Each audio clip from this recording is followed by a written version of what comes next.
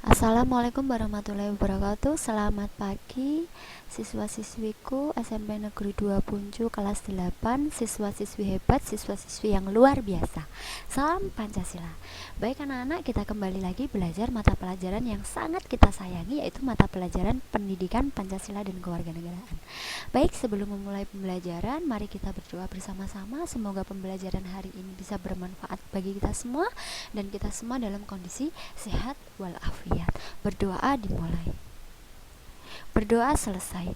Baik, pada kesempatan kali ini Bu Rani akan melanjutkan materi dari minggu kemarin, yaitu materi bab 6, memperkuat komitmen kebangsaan, subbab C, Negara Kesatuan Republik Indonesia sebagai satu kesatuan. Nah, kalau minggu kemarin kita sudah membahas tentang subbab A, tentang tokoh yang memiliki semangat dan komitmen kebangsaan tinggi, kemudian tentang bentuk-bentuk komitmen kebangsaan yang ditandai dengan nilai-nilai semangat 45 yang ditorehkan atau diwujudkan dalam periode ke periode. Nah, sekarang kita masuk ke NKRI sebagai satu kesatuan.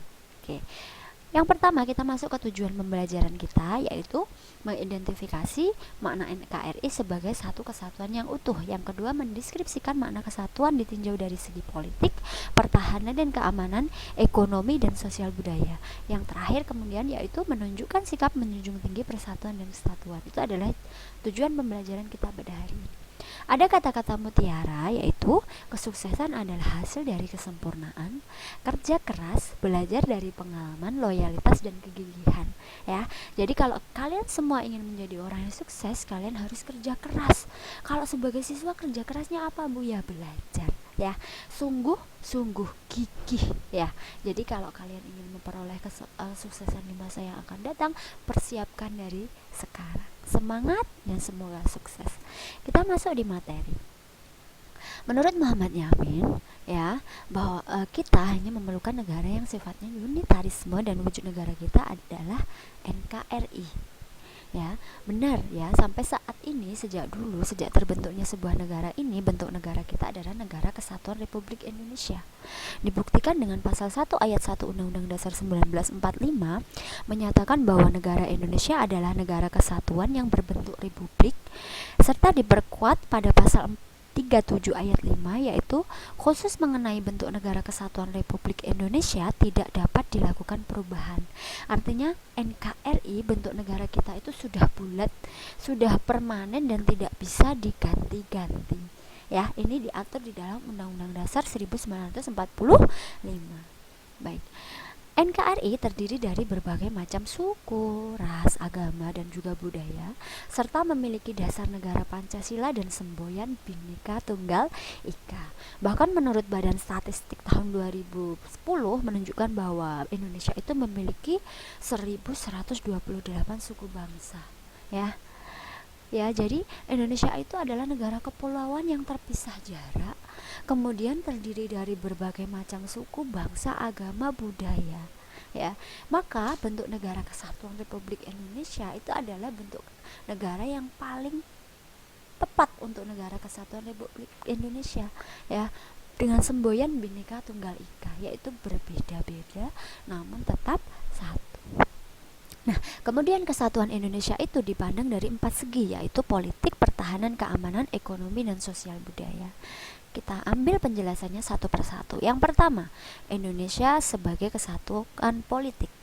Ya, Pancasila adalah dasar negara.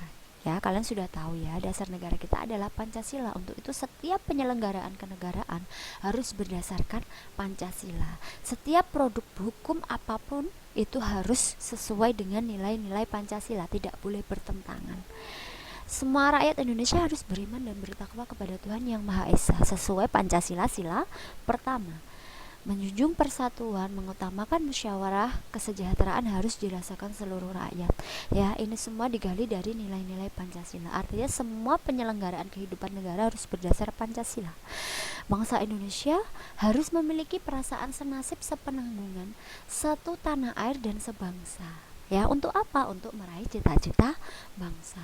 Kehidupan politik di seluruh wilayah Nusantara merupakan kesatuan politik yang berdasarkan pada Pancasila dan Undang-Undang Dasar 1945. Ini adalah penjelasan bahwa Indonesia adalah satu kesatuan politik. Kita masuk Indonesia sebagai satu kesatuan ekonomi. Nah, seluruh kekayaan alam Indonesia ini adalah milik rakyat Indonesia bersama. Ya, jadi kekayaan bumi ini milik kita bersama, bukan milik pemerintah, bukan milik perusahaan saja, tetapi milik kita bersama. Maka manfaatnya harus dapat kita rasakan bersama, ya. Tingkat pembangunan, tingkat perkembangan ekonomi antara satu daerah ke daerah yang lain itu harus seimbang, harus merata, ya. Karena apa? Ya itu tadi, kekayaan alam ini milik kita bersama. Tidak boleh satu daerah ditonjolkan, nggak boleh, semua daerah harus merata. Itu adalah wujud dari Indonesia sebagai satu kesatuan ekonomi. Indonesia sebagai kesatuan pertahanan dan keamanan. Nah, setiap warga negara memiliki hak dan kewajiban yang sama dalam bela negara. Nah, ini sesuai pasal 27 ayat 3 ya, tentang Undang-Undang Dasar 1945 tentang bela negara ya. Semua warga negara kita semua itu punya hak dan wajib ikut serta dalam bela negara.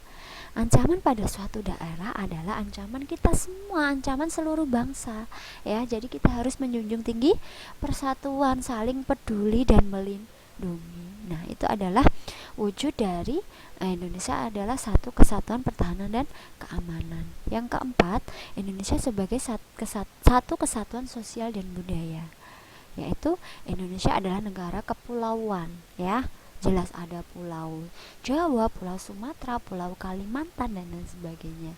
Kemudian kehidupan berbangsa dan bernegara harus mencerminkan kehidupan yang serasi dan harmonis dengan mengembangkan sikap tenggang rasa, yaitu sikap saling menghargai ya. Untuk apa? Untuk mewujudkan kehidupan yang harmonis tadi ya, menghargai perbedaan, menghargai karena suku budaya itu adalah kekayaan kita bersama, milik kita bersama, seperti itu.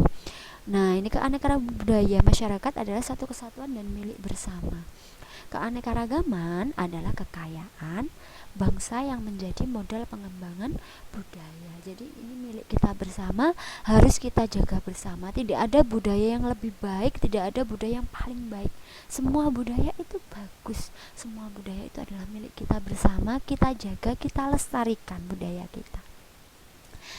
Yang kelima adalah Indonesia sebagai satu kesatuan wilayah. Ya, seluruh wilayah Indonesia dan segala isinya merupakan satu kesatuan wilayah dan milik bersama. Ya, jadi Indonesia itu merupakan wadah kita, tempat kita, ya, tempat lahir kita. Ini rumah kita, ya. Jadi ini adalah milik kita bersama, kita jaga bersama, ya. Kita sejahterakan bersama, seperti itu. Nah, keberagaman suku, ras, budaya, bahasa, dan lain-lain adalah menjadi modal dan milik bersama. Jadi keberagaman bangsa itu bukan dijadikan sebagai pemecah belah bangsa, bukan dijadikan sebagai alat untuk memperkeruh suasana, tidak, tetapi itu adalah alat pemersatu bangsa, milik kita bersama. Nah, baik, itu tadi adalah pemaparan dari materi bab 6 subbab C tentang Negara Kesatuan Republik Indonesia sebagai satu kesatuan. Nah, baik, kalau ada pertanyaan silahkan ditanyakan ke Bu Rani, bisa melalui WA atau melalui WA grup ya, WA pribadi juga bisa. Ya, baik, kurang lebihnya Ibu mohon maaf. Semoga bisa bermanfaat bagi kita semua. Tetap semangat, semangat, dan semangat. Demikian, wassalamualaikum warahmatullahi wabarakatuh. Selamat pagi, salam Pancasila.